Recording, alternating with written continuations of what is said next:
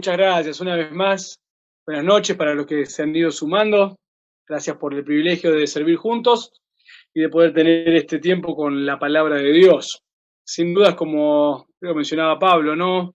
Ha sido un año, me atrevo a decir ha sido, pero todavía nos quedan unos días, así que si fuiste de los que dijo 2020 sorprendeme, todo puede pasar de acá a que termine este 2020. Qué año increíble, ¿no? Yo creo que en los guiones más locos de las series que viste de Netflix no aparece algo tan...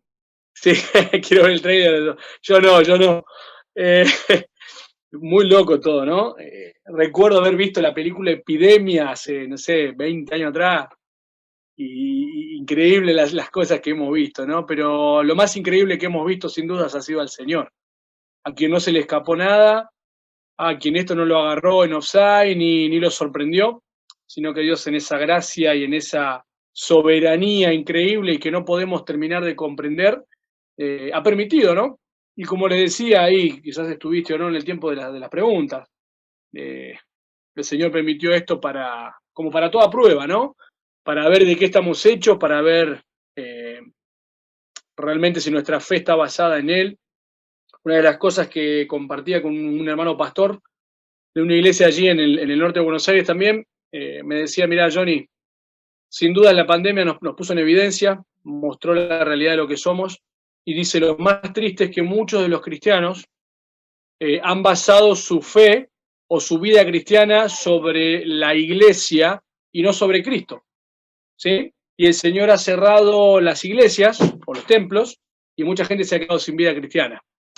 Porque la iglesia está basada, la iglesia, las personas, ¿no? El grupo de personas que la componemos, no el templo, está basada sobre Cristo. Entonces, si vos y yo no basamos nuestra vida espiritual sobre Él, va a pasar lo que quizás te pasó en este tiempo, ¿no? El desánimo, te alejaste del Señor, o hemos visto tantas personas que hoy no se suman. Y muy interesante, ¿no? Porque como te decía, ha revelado lo mejor y lo peor. Te diste cuenta, y esto no es para que penses en otro, sino que para que penses en vos.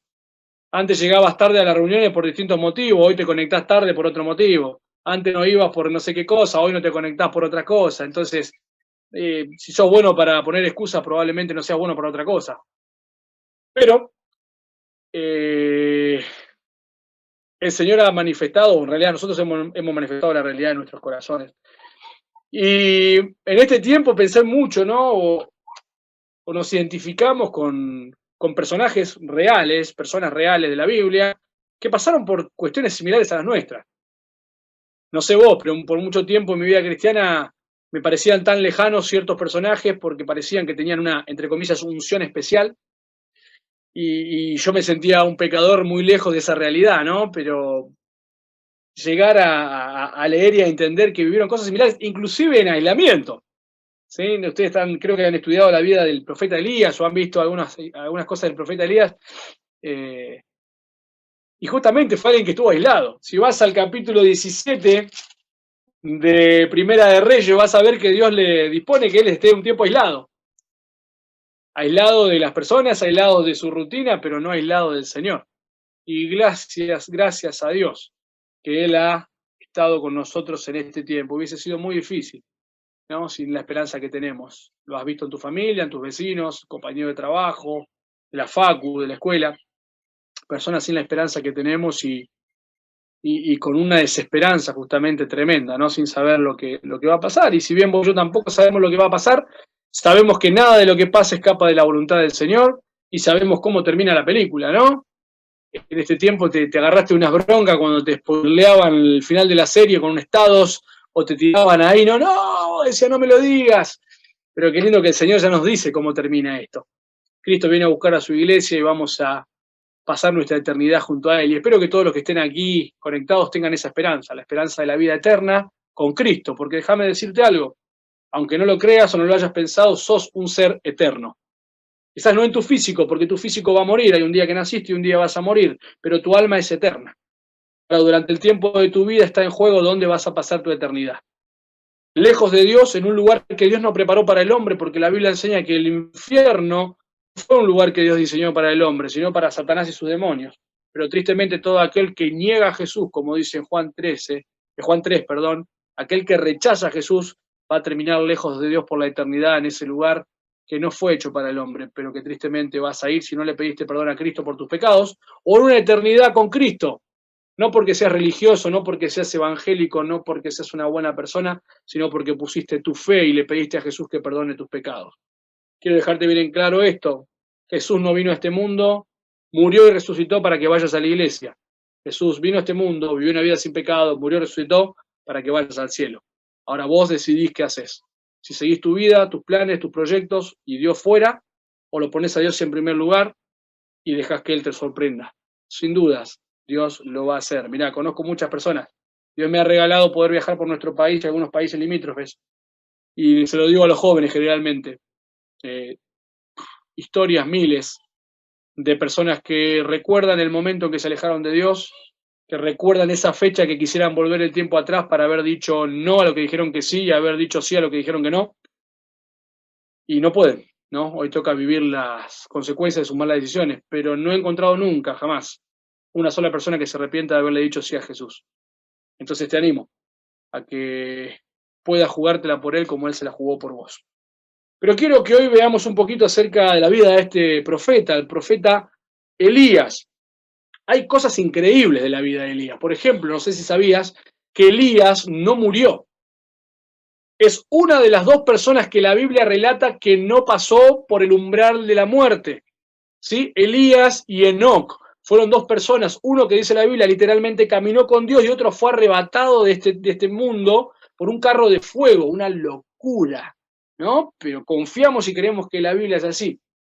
Elías es una de las personas que aparece allí en el monte de la transfiguración. Quizás algunos que son más nuevitos en la fe y otros más, algunos años más. Ahí están los discípulos más cercanos a Jesús, Juan, Pedro, Andrés, y no pueden creer lo que está pasando. Jesús les muestra su gloria como cuando nos venga a buscar, y ellos dicen, hagamos una enramada porque aparecen también Elías y Moisés. Elías y Moisés son dos personas muy importantes para el pueblo de Israel, porque uno representa la ley de Dios, Moisés, y otro representa las profecías o los profetas, es Elías.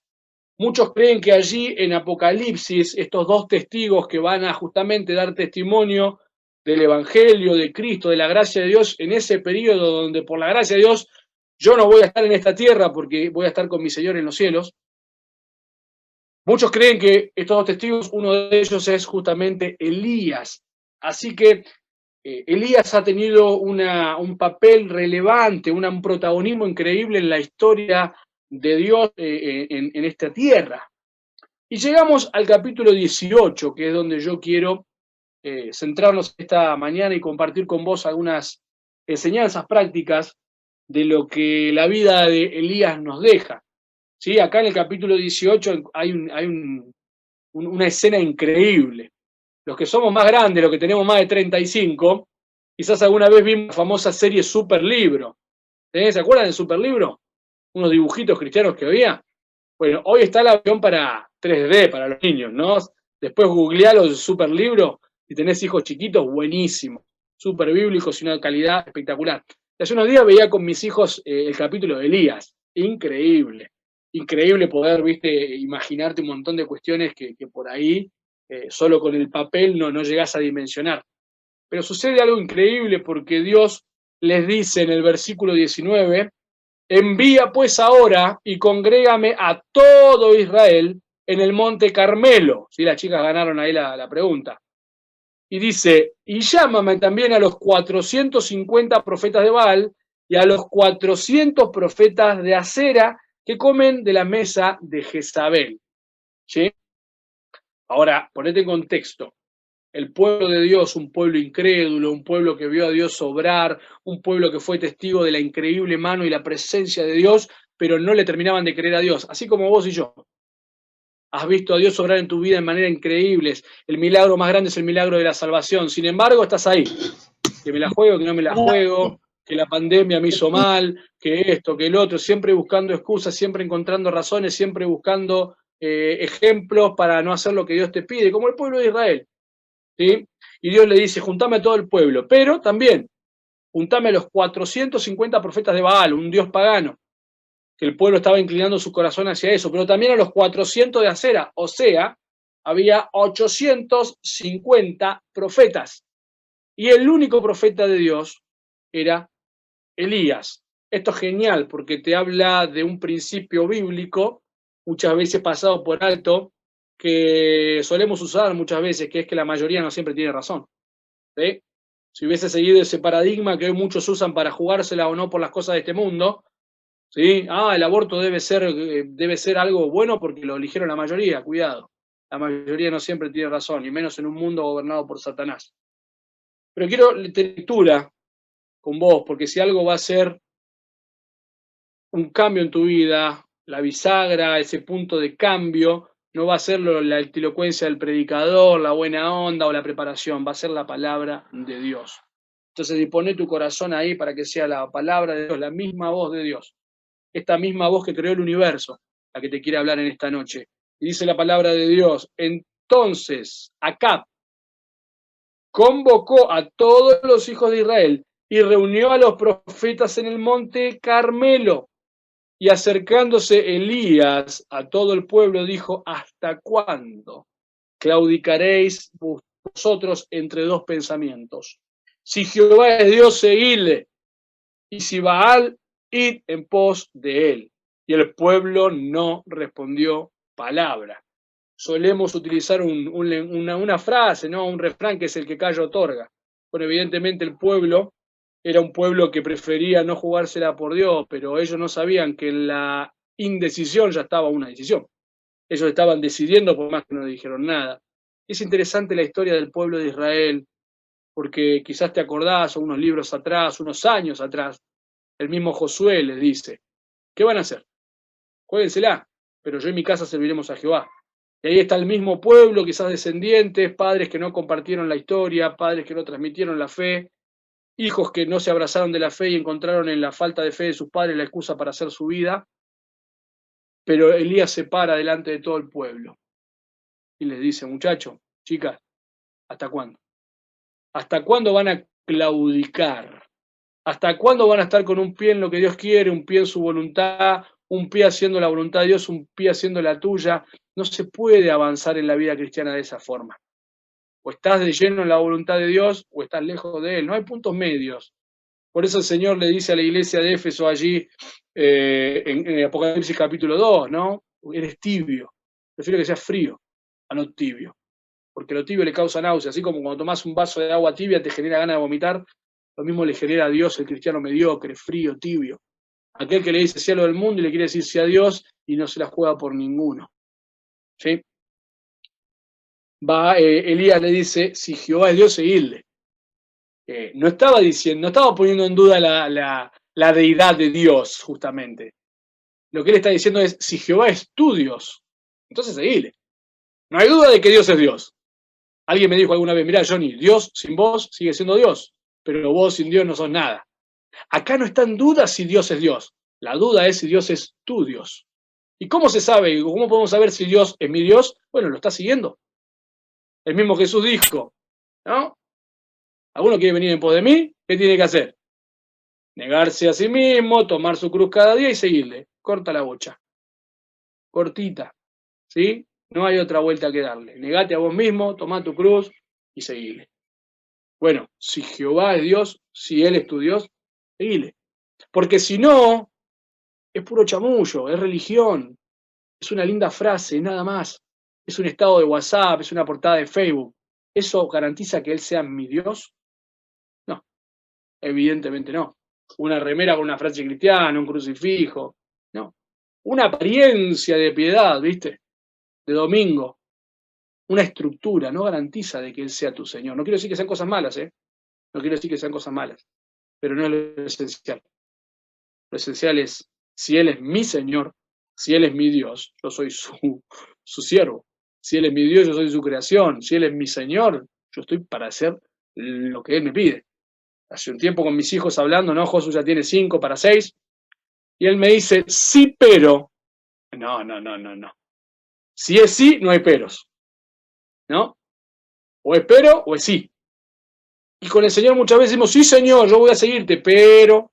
Sí, Señor, yo te amo, pero. Entonces, si hay peros, no es mi Señor. Si hay peros, entonces no. Es no. No es ni so ni, es sí o no. Y mirá lo que dice aquí en el versículo 22. Y Elías volvió a decir al pueblo, solo yo he quedado profeta de Jehová, más de los profetas de Baal hay 450 hombres. ¿Sí? No estaba considerando a los de Acera. Entonces ahí hace un desafío, ¿no? Un challenge, dirían los pibes. Dénsenos pues 2 bueyes y escojan ellos uno y córtenlo en pedazos y pónganlo sobre leña, pero no pongan fuego debajo. Y yo prepararé el otro buey y lo pondré sobre la leña y ningún fuego pondré debajo. Versículo 24. Invocad luego vosotros el nombre de vuestros dioses con minúscula. Y yo invocaré el nombre de Jehová con mayúscula y el Dios con mayúscula, que respondiere por medio del fuego, ese sea Dios. Mirá qué convicción la que tenía Elías, ¿no? Porque antes que suceda, el escrito ya dice con D mayúscula, él sabía que Dios iba a contestar. Él sabía que Dios iba a contestar. No porque Dios iba a responder a un capricho de Elías, sino porque Elías estaba sujeto a la voluntad de Dios. Muchos de nosotros ponemos en duda la deidad en mi vida de Dios, si Él contesta o no mis oraciones, ¿no? Dios, te prometo que si me salvás de esta, te voy a servir. ¿Sabes las veces que escuché eso? No, Dios, si vos me das, yo te voy a... ¿Qué te pensás que Dios, Papá Noel? Él no me necesita. Somos tan atrevidos como para cuestionar a Dios y condicionar nuestra obediencia. Él es Dios. Él no necesita demostrarme nada. Si la demostración más grande de su grandeza y de su amor a mí, a pesar de lo que soy, fue una cruz bañada en sangre y una tumba vacía. ¿Qué más necesitas, mi hermano? ¿Qué más necesitas para que Él sea tu Dios y no el Dios de tus viejos, de la iglesia, de los evangélicos?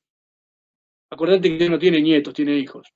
Tu viejo o tu vieja es fiel al Señor y todo no garantiza que vos lo seas.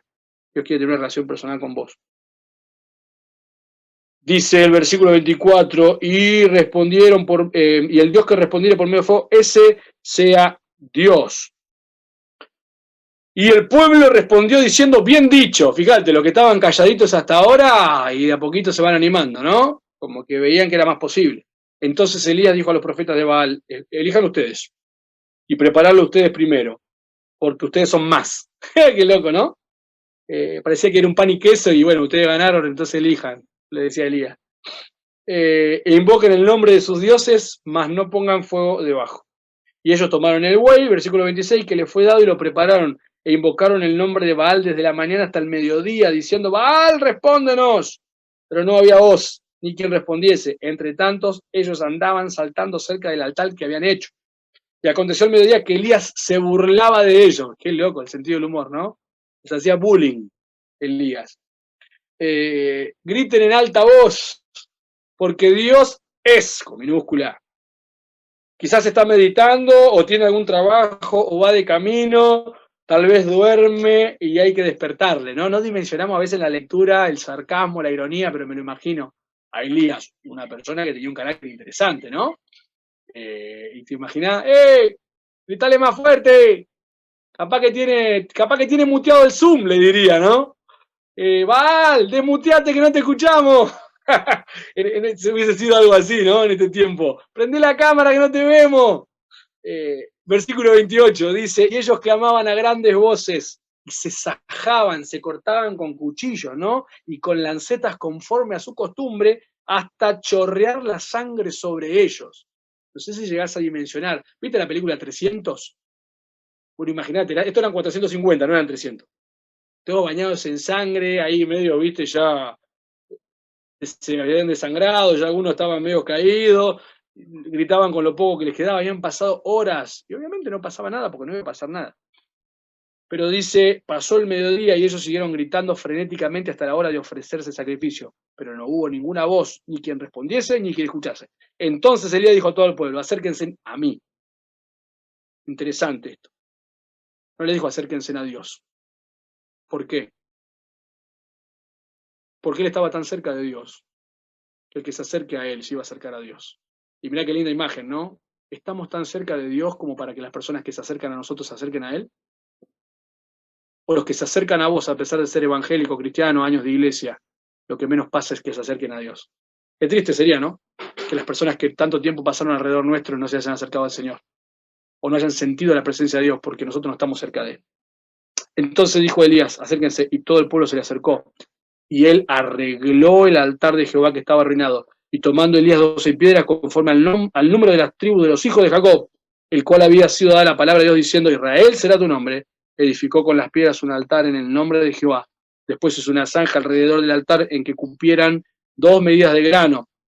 Preparó luego la leña, cortó el buey en pedazos, lo puso sobre la leña y dijo, llenen 4 cántaros de agua, derrámenla sobre el holocausto, sobre la leña, háganlo otra vez más, 3 veces, de manera que el agua corría, según el versículo 35, y se había llenado de agua la zanja. Cuando llegó la hora de ofrecerse el sacrificio, me encantan esos detalles de la Biblia, presta atención, cuando llegó la hora, Dios llega siempre a tiempo, Dios llega siempre a tiempo.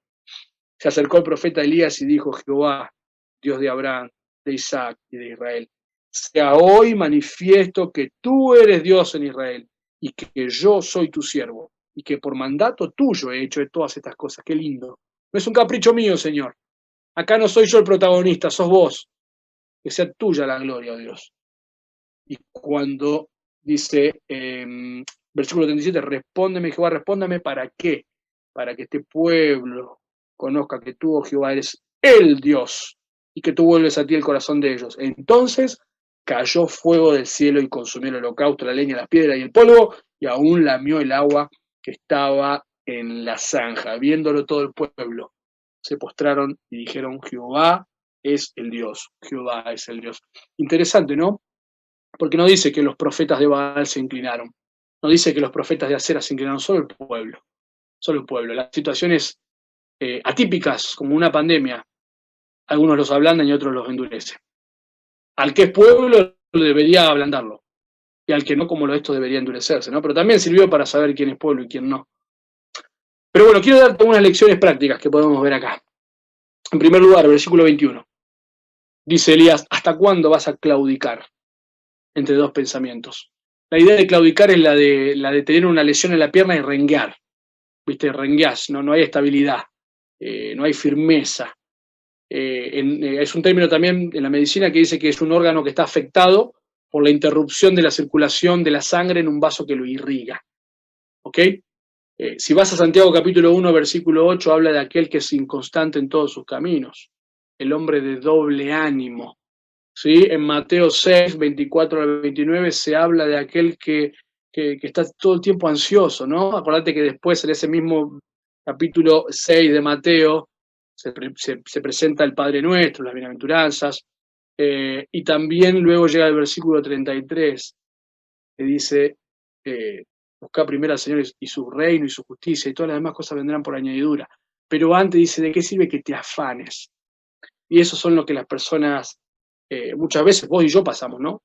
Afán, inconstancia, inmadurez, un doble ánimo. La idea de ánimo es un alma dividida, un alma que se la quiere jugar pero a la vez no, que no quiere soltar el pasado, pero que no termina de confiar en el Señor. Allí en Josué capítulo 24, te lo mencioné, ¿no? Un pasaje muy conocido, dice en el versículo 15, ¿no? Si mal les parece servir a Jehová, escojan hoy a quién van a servir. Escojan, elijan. A los dioses a quienes sirvieron tus padres, o estaban del otro lado, a los dioses de los morreos en cuya tierra están, pero yo en mi casa servimos a Jehová. Entonces, primera lección. No podemos agradar a Dios, no podemos vivir para Dios con un alma dividida. Un alma dividida. ¿Qué quiere decir esto? Aquella persona en la que Jesús solo tiene el lugar de Salvador y no la de Señor. Hay algunos que discuten, ¿no? Es primero Señor y después Salvador, es Salvador y después Señor. Si no es Señor, es Salvador. Mirá, tenemos sobrados ejemplos, inclusive en la Escritura, de que muchas personas se han sentado ellos en el trono de su vida y han quitado al Señor del trono. Inclusive el mismo rey David, hemos visto caer tantas veces, pero nunca dejó de ser un hombre conforme al corazón de Dios. Y podríamos dar varios ejemplos, inclusive el mismo apóstol Pedro, ¿no? Habiendo sido ahí en Hechos capítulo 3, pregonero del Señor, unos capítulos más adelante, Pablo le tiene que poner los puntos porque estaba haciendo cosas que no debía. pero no puedo agradar a Dios con un alma dividida. No puedo estar rengueando en la vida cristiana. El Señor me pide pasos firmes, me dice que las huellas de Cristo están bien marcadas, está firme, que mi andar debe ser como el de Cristo. La vida cristiana quiere decir vivir como Cristo vivió. Entonces no podemos agradar a Dios por un alma dividida. No podemos compartir el trono de nuestra vida. Hermano, no sé cuántos de ustedes manejan. Algunos quizás tienen un auto más grande, algunos quizás tienen una combi, pero ¿te diste cuenta de algo? Hay solo un lugar para el que conduce. Hay solo un lugar. Muchos pueden acompañar, pero solo uno conduce. ¿Quién tiene el timón de nuestra vida? ¿Quién está al volante de nuestra vida? ¿Quién dirige nuestra vida? Bueno, eso nos va a decir quién está o si mi alma está dividida o no. Si estoy más pendiente de la pandemia, del dólar, del presidente, de la ley, del aborto y de todas estas cosas, no son malas. Pero déjame decirte algo, mi hermano. Si hay algo que va a cambiar este mundo, no son las leyes, es el poder del Evangelio. El poder del Evangelio, no me avergüenzo, decía Pablo en Romanos 1:16, porque es poder de Dios. Si hay algo que va a cambiar este mundo es el Evangelio. Si hay algo que cambió tu vida es el Evangelio. ¿Cambió tu vida el Evangelio? Puntos suspensivos. En primer lugar, no podemos agradar a Dios con un alma dividida. En segundo lugar, versículo 22. Dice, Elías volvió a decirle al pueblo, solo yo he quedado profeta de Jehová, más de los profetas de Baal hay 450 hombres. En primer lugar te dije, no podemos agradar a Dios con un alma dividida. En segundo lugar, no podemos agradar a Dios con un alma democrática. ¿Qué es esto? ¿No? Es un alma democrática.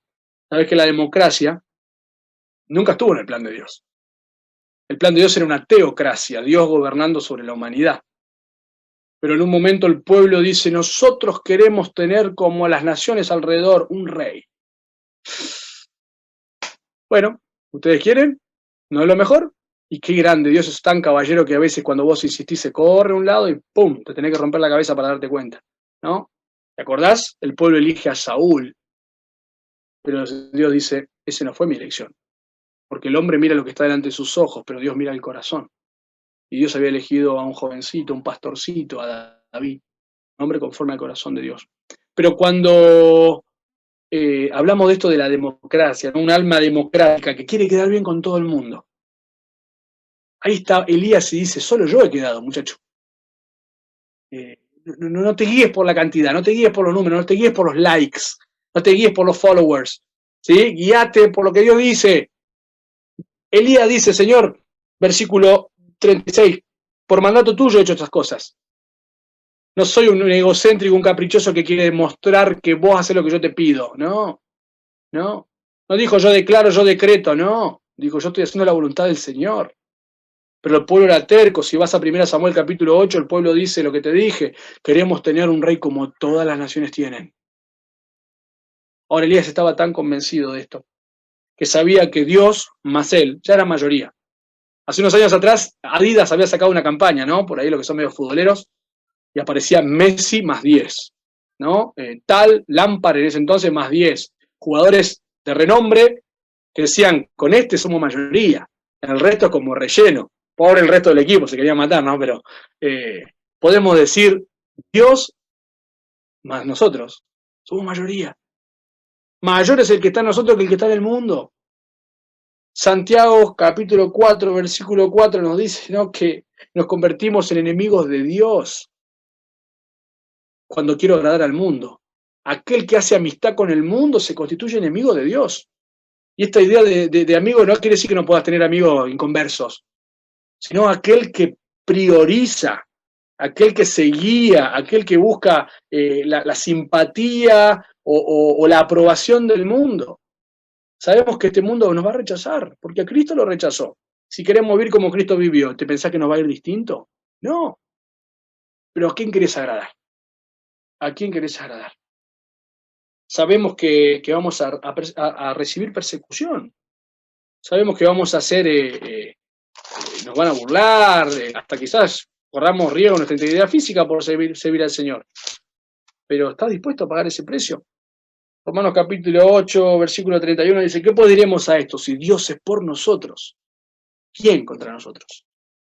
Si Dios es por nosotros. Me encanta esa idea de por, ¿no? No es la idea original ahí del escritor.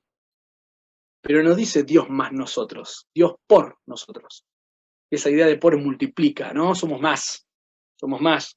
Versículo 37, ¿no? Somos más que vencedores. El versículo del Salmo 34:7, el ángel de Jehová acampa alrededor de los que le temen y les defiende, Él está con nosotros. Él está con nosotros. Ahora, mi hermano, te pregunto, ¿está dividido tu alma? ¿Está dividida tu voluntad? Lo que el Señor quiere, lo que yo quiero, lo que el pasado impone, lo que el futuro demanda, lo que la sociedad espera. No podemos agradar a Dios con un alma así. Elías, este gran hombre de Dios, no se dejó intimidar por la mayoría. No se dejó guiar por lo que decían los más, sino que él se guió por lo que Dios decía, vos y yo. Sabés que en algún momento vamos a salir de esto, ¿no? Y vas a volver a tu vida normal o a la nueva normalidad. ¿Cómo te va a encontrar? ¿Igual que antes? ¿O con Cristo sentado en el trono de tu vida? Versículo 30, vamos a saltar unos versículos. Entonces dijo Elías a todo el pueblo, acérquense a mí. Y todo el pueblo se le acercó, y él arregló el altar de Jehová que estaba arruinado. No podés agradar a Dios con un alma dividida, no podés agradar a Dios con un alma democrática, no podés agradar a Dios con un altar derribado. Mis hermanos, en este tiempo a muchos se nos cayó el altar. Muchos edificamos la vida cristiana sobre las actividades de la iglesia, nos quedamos sin actividades, nos quedamos sin vida cristiana. Quizás en esta noche estás así, tu altar está derribado. Hace tiempo que lo único espiritual que pasa en tu vida son las reuniones de Zoom. Y gloria a Dios por eso, ¿no? Gloria a Dios por la tecnología que tanto rechazamos tanto tiempo. Pero Dios es un Dios personal, no es un Dios grupal. Dios es el Dios de cada hijo de Dios, es el Padre de cada uno, no solo el Padre de la iglesia, el Padre de los cristianos, es el Padre de cada cristiano. Ahora sabés que yo puedo hacer muchas cosas para Dios sin que sea algo que Él apruebe, o un sacrificio aceptable, ¿no? Sabemos de eso. ¿Cuántas veces hemos hecho cosas estando mal con personas, estando mal con el Señor mismo? ¿Cuántas veces participaste de la cena y no estábamos en condiciones? No sirve de nada, a Dios no le agrada un sacrificio sobre un altar destruido, sobre un altar derribado. No es lo que Dios espera de sus hijos.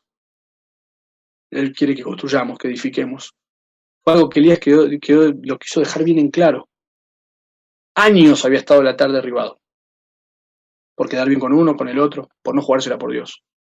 Él arregla el altar, lo pone en condiciones para después ofrecer el sacrificio. Primero el ser y luego el hacer. Dios quiere que vos y yo seamos para que después podamos hacer.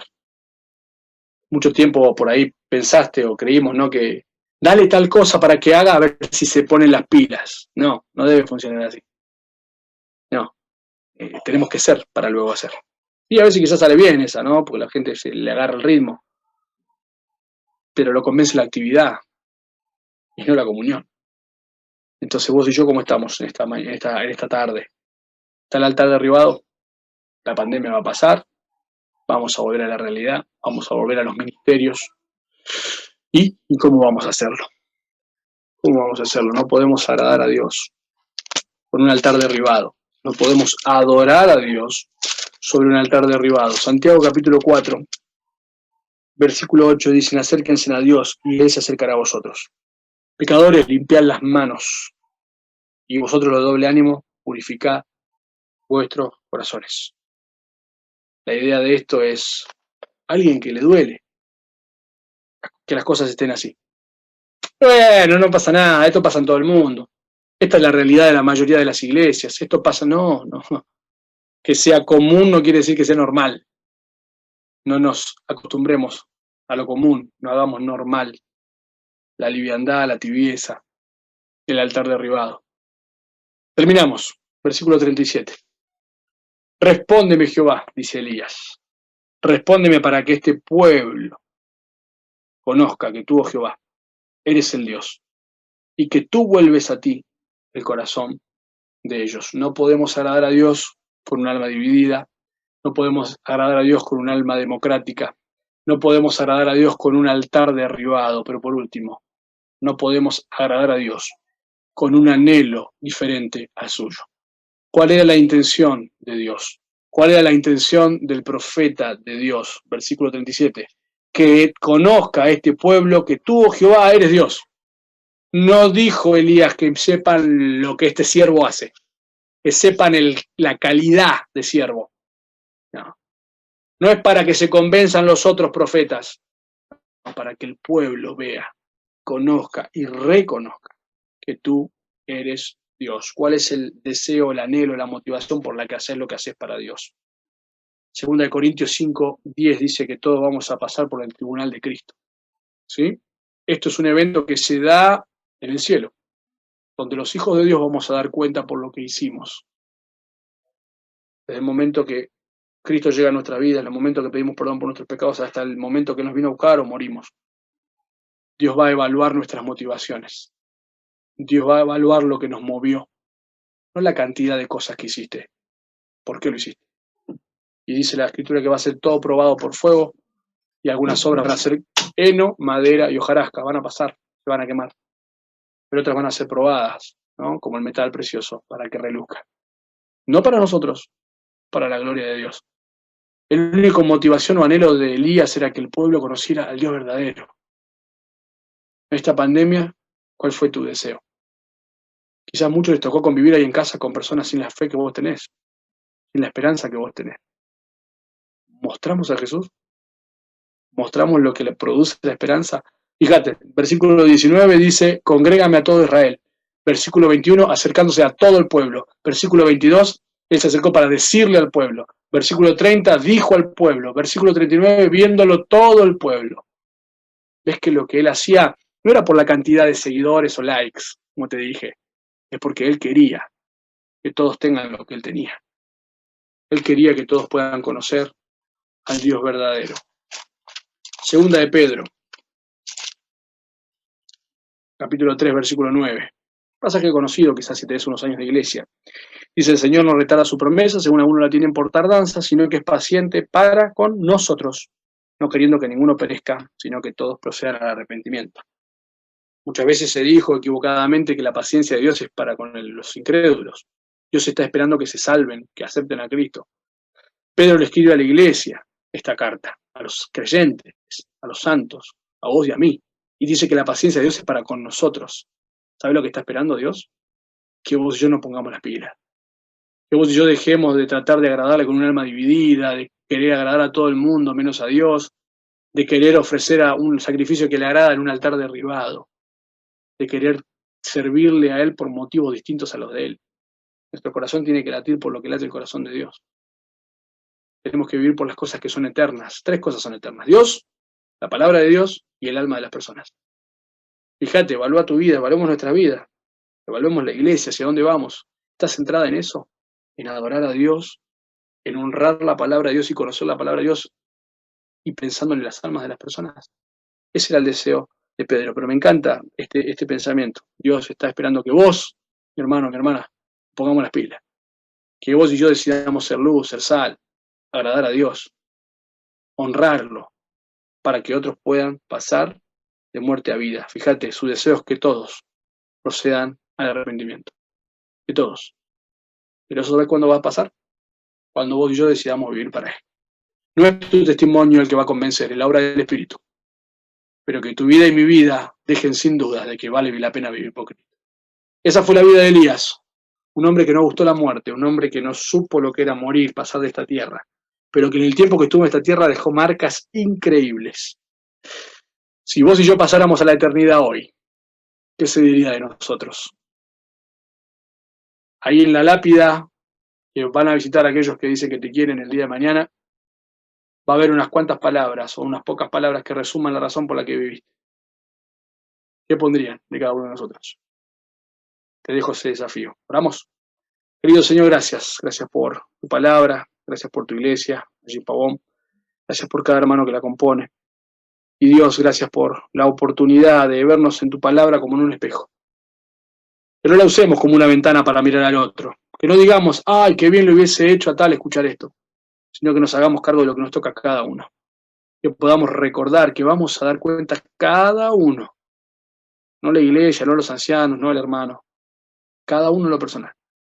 por lo que hayamos decidido, por lo que hayamos hecho o por lo que no hicimos. Señor, que sea la cruz lo que nos motive, que sea el sacrificio de Cristo, que sea la esperanza gloriosa que tenemos, lo que nos impulse, lo que nos motive, lo que nos movilice a querer que las personas que nos rodean puedan tener lo que tenemos. Dejemos de vivir una vida de tibieza, de liviandad, de excusas, de conformismo, Señor, y podamos vivir la vida de Cristo en esta tierra y en este tiempo. Gracias porque tenemos tu palabra, tu Santo Espíritu y la Iglesia, todo lo que necesitamos para vivir esa vida victoriosa. Ahora nos falta nuestra decisión. Gracias por eso, Señor. Gracias porque ahora depende de nosotros, que nosotros podamos depender de vos. En el nombre precioso de Jesús oramos. Amén.